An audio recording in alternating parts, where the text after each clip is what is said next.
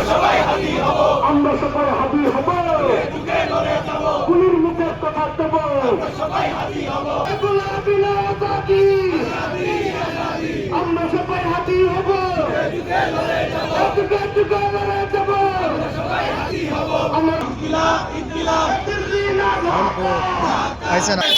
জঙ্গি লীগের বিরুদ্ধে, এই দিল্লির বিরুদ্ধে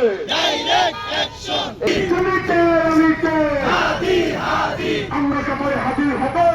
হাদি ভাই হত্যার পরবর্তীতে আমরা সকলেই জানি তার একটি কথা ভাইরাল হয়েছে যে আমি মরে গেলে অন্তত বিচারটা করেন।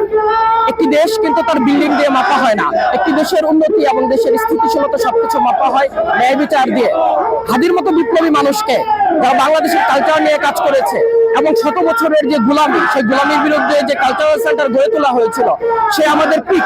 হাদি ভাইকে যদি হত্যা করা হয়, তার ন্যায় বিচার যদি আমরা নিশ্চিত করতে না পারি, তবে আপনি নিশ্চিত থাকেন বাংলাদেশের সাধারণ মানুষের জনতার ন্যায় বিচার এই দেশে নিশ্চিত হবে না।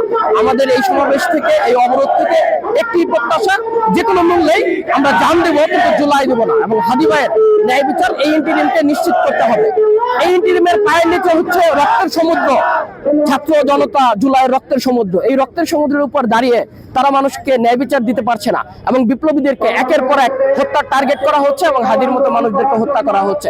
আমরা পরিষ্কারভাবে বলে দিতে চাই, আমরা কারো কাছে দাসখত দেই নাই, এই ইন্টিরিমের কাছে দাসখত দেই নাই। যদি হাদির ন্যায় বিচার করা না হয়, হাদি হত্যার ন্যায় বিচার করা না হয়, তাহলে আমরা ইন্টিরিমকে ছেড়ে কথা বলবো না। প্রয়োজনে আরো একটি অভ্যুত্থান হবে, কিন্তু হাদি ভাইয়ের জন্য ন্যায় বিচার আমরা নিশ্চিত করে ছাড়ব।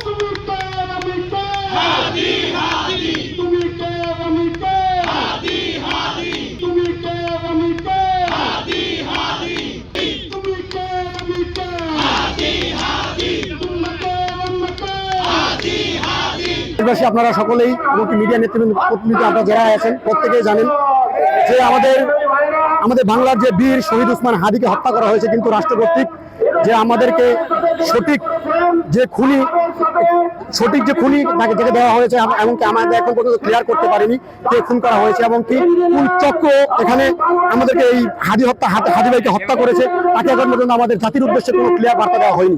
সেই উদ্দেশ্যে দিন যাচ্ছে, দিন যতই যাচ্ছে, আমাদের হাদি ভাইকে যোগাযোগ মাধ্যম হতে শুরু করে অফিসিয়াল যে কোনো বিষয় থেকে হাদি হত্যার বিষয়টাকে নর্মালাইজ করার জন্য বিভিন্ন গ্রুপ চক্রান্ত করা শুরু হয়েছে।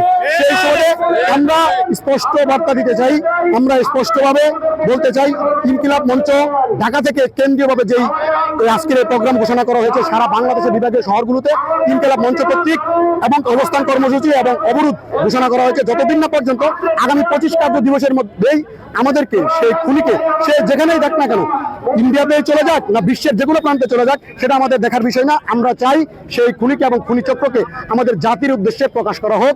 আমরা 25 কার্য দিবসের মধ্যে আমার ভাই উসমান হাদির বিচার এই বাংলার জমিনে কার্যকর করে দেখাতে হবে। শহীদ উসমান